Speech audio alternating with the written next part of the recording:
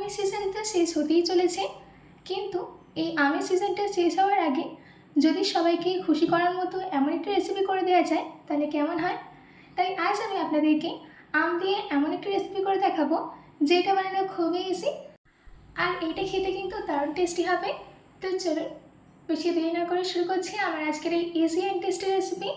নমস্কার, আমি Pinu, cook with পিনুতে আপনাদের সবাইকে স্বাগত। এই রেসিপিটা বানানোর জন্য সবার প্রথমে আমি একটা গ্রাইন্ডিং জারের মধ্যে নিয়ে নিচ্ছি 1 কাপ সুজি। এবার আমি সুজিটার একটা ফাইন পাউডার রেডি করে নেব। দেখুন আমাদের এখানে সুজির পাউডারটা কিন্তু রেডি করে নেওয়া হয়ে গেছে। এবার আমি এই সুজির পাউডারটাকে একটা মিক্সিং বোলের মধ্যে ট্রান্সফার করে নিচ্ছি। এবার এই সুজিটাকে সাইডে রেখে দিয়ে এদিকে নিয়ে নিয়েছি 2টো পাকা আম। এবার আমি আমটাকে কেটে নেব।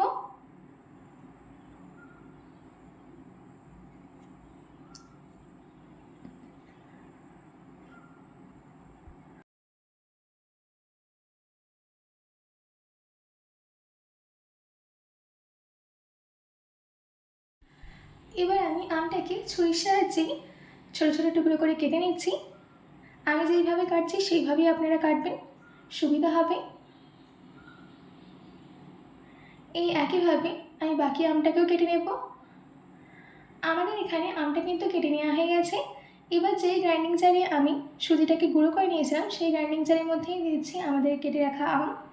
তার সাথে এর মধ্যে অ্যাড করে দিতে হবে 4 চামচ চিনি, দিচ্ছি 5 চামচ তেল, আর সব শেষে 4 চামচ গুঁড়ো দুধ দিয়ে এটার একটা স্মুথ পেস্ট রেডি করে নেব।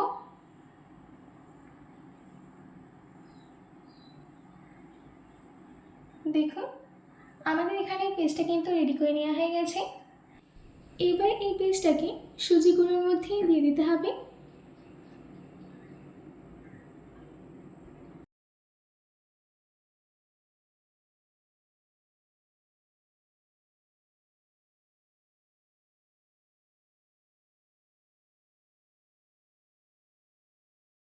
সম্পূর্ণ পেস্টটা দিয়ে দেওয়া হয়ে গেছে।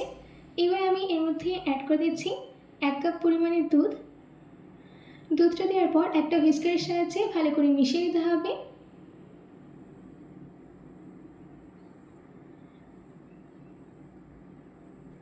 আপনারা হয়তো দেখতেই পাচ্ছেন আমাদের এখানে সব কিছুকে কিন্তু ভালো করে হুইস্কারের সাহায্যে মিশিয়ে নেওয়া হয়ে গেছে।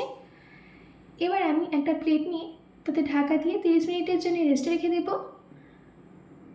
এইদিকে আমি একটা কেক টিন নিয়ে তার উপরে বাটার পেপার রেখে দিচ্ছি। বাটার পেপারের উপরে তেলটা গ্রিস করে দিতে হবে। আমাদের এখানে কেক টিনটা কিন্তু একদম রেডি। এইদিকে আমাদের আধ ঘন্টা হয়ে গেছে। ঢাকাটাকে খুলে নিয়ে তার মধ্যে অ্যাড করে দিচ্ছি আমাদের চপড ড্রাই ফ্রুটস। আমি এখানে ড্রাই ফ্রুটসের মধ্যে নিয়েছি পেস্তা আর কাজু। ড্রাই ফ্রুটসটা দেওয়ার পর ভালো করে মিশিয়ে নিতে হবে।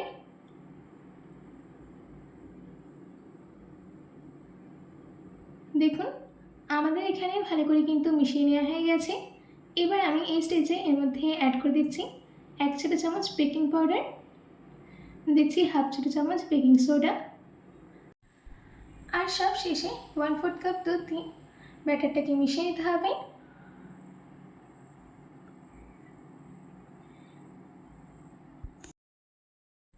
দেখুন আমাদের ব্যাটারটা কিন্তু একদম রেডি, একদম পারফেক্ট কনসিস্টেন্সি হয়েছে।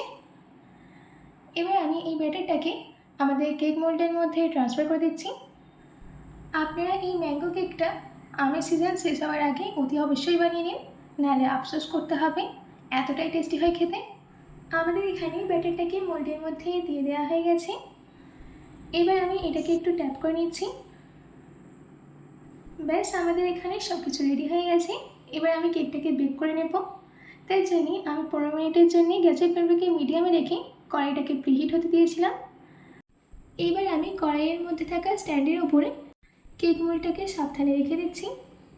এবার ঢাকা দিয়ে গ্যাসের ফ্লেমটাকে লোতে রেখে 45 মিনিট বেক করে নেব।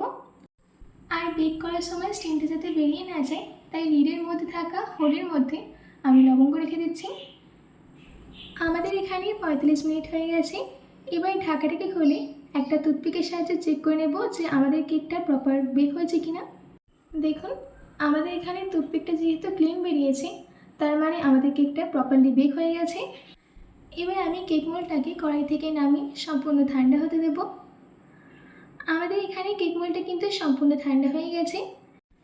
এবার আমি একটা চামচের সাহায্যে কেকটাকে মোল্ডের থেকে সেপারেট করে নিচ্ছি।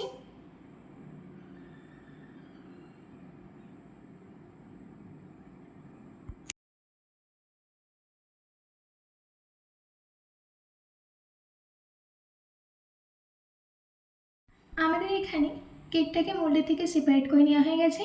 এবার একটা প্লেট নিয়ে এই কেক টিনটাকে আমি উল্টে রেখে দিলাম, তারপর একটু ট্যাপ করে নিচ্ছি। দেখুন কত ইজিলি আমাদের কেকটা কিন্তু বেরিয়ে এসছে। এবার বাটার পেপারটাকে কেকের থেকে সরিয়ে নিতে হবে।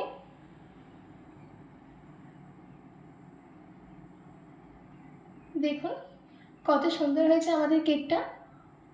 আমি আপনাদেরকে কেটে দেখাচ্ছি। একদম সফট ও স্পঞ্জি ম্যাঙ্গো কেক কিন্তু আমরা রেডি করে নিয়েছি।